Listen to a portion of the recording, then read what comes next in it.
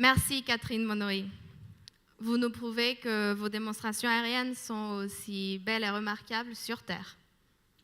Pour un apprenti pilote comme moi, c'est vraiment pas évident de reprendre le manche après vous. Dommage que tout le monde n'ait pas forcément votre clairvoyance. Il serait nécessaire, je pense, que les organisations reprennent votre agilité, mais en termes de gouvernance. Heureusement, il y en a. Pourtant, l'agilité dont vous parliez si bien tout à l'heure me semble nécessaire pour les organisations. Si ce n'est obligatoire aujourd'hui. Si ce n'est obligatoire, elle permet la survie de la structure, de l'organisation, de l'association. Dis donc, Baudouin, tu veux dire que l'agilité s'impose donc face à un monde en accélération? Oui, Hilda, c'est exactement ça. Et l'agilité, je pense que c'est l'ADN de notre génération.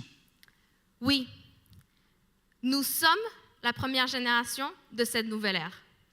Nous sommes nés avec la mondialisation. Nous n'avons jamais été aussi mobiles. Tu parles de mobilité.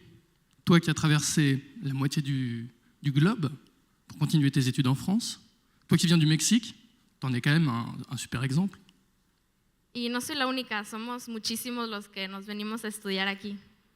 Comme tu l'as dit, vous êtes plusieurs à avoir fait cette expérience, ce voyage. Exactement. Nous n'entrons plus dans une seule entreprise pour toute une vie. Notre génération se caractérise justement par le passage dans plusieurs entreprises. Et qui dit passage dans plusieurs entreprises, dit d'autant plus d'expérience à apporter à l'entreprise suivante. Exactement. L'ouverture au monde est inscrite en nous. L'agilité, c'est l'essence même de notre génération. Parce que nous surfons. Parce que nous tweetons bien plus vite que notre ombre. Nous connaissons la vitesse de l'information. Nous sommes quasiment nés avec un ordinateur ou un portable dans les mains. On a tous eu des parents ou des grands-parents qui un jour nous ont demandé de l'aide pour écrire un mail, pour utiliser un smartphone. Ça t'est pas arrivé? Oui. Ça m'est arrivé. Ça vous est pas arrivé à vous?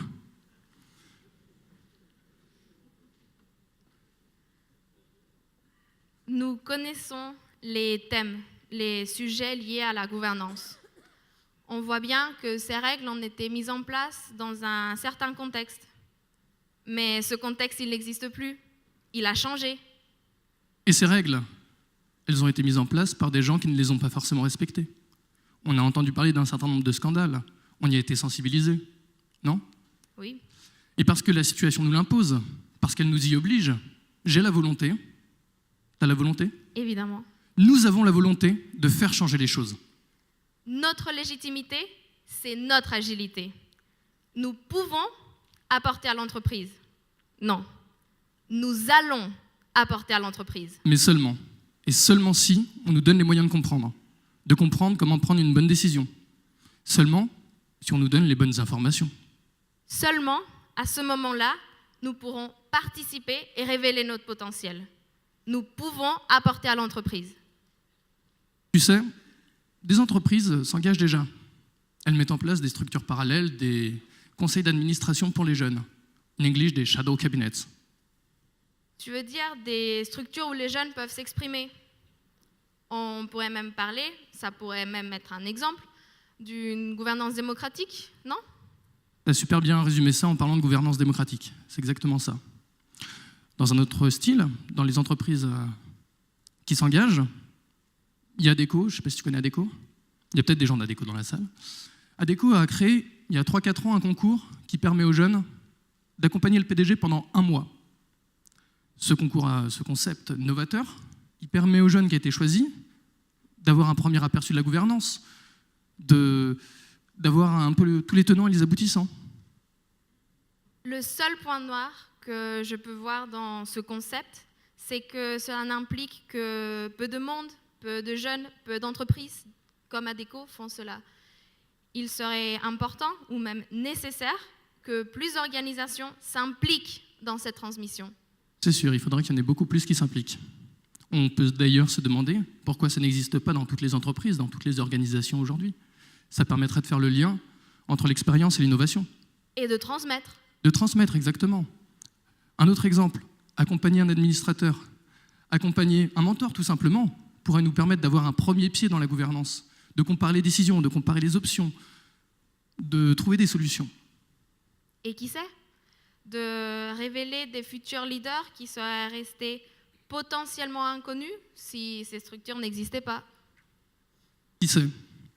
Après, tu sais, aujourd'hui, la gouvernance, ça peut être compliqué. Ça peut être compliqué de mettre en place des choses dans les grosses boîtes. Aujourd'hui, la gouvernance, ça peut ressembler à faire passer un convoi exceptionnel dans le Vieux-Lyon, dans un ensemble de petites rues étroites. Il va falloir y aller tout en délicatesse pour pouvoir préserver la structure. T'es d'accord? Bien sûr. Et puis, ça demande aussi à toute une équipe de travailler ensemble, de travailler main dans la main, que ce soit le conducteur qui est à la manœuvre, ou bien ses potes qui lui indiquent s'il racle pas un peu trop sur les bords, ou bien la voiture balai, ou la voiture qui part en éclaireur.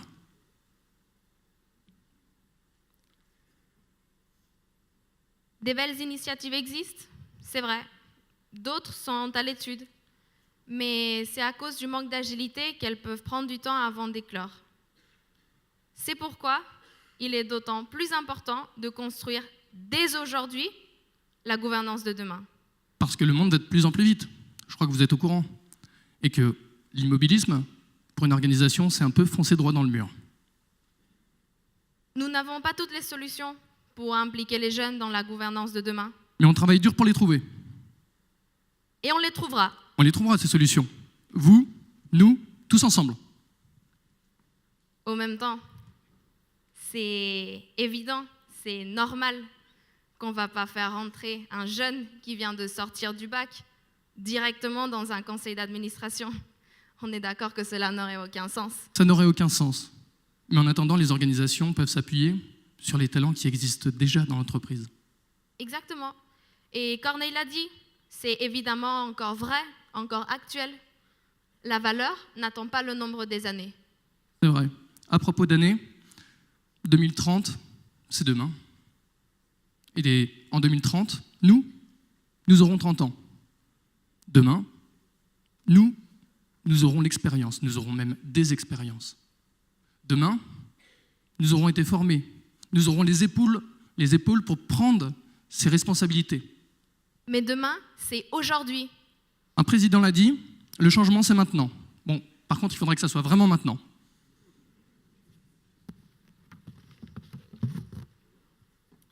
C'est en posant dès aujourd'hui les jalons des systèmes, des structures aptes à accueillir les jeunes que demain, la transmission entre aînés et nouvelle génération pourra se faire.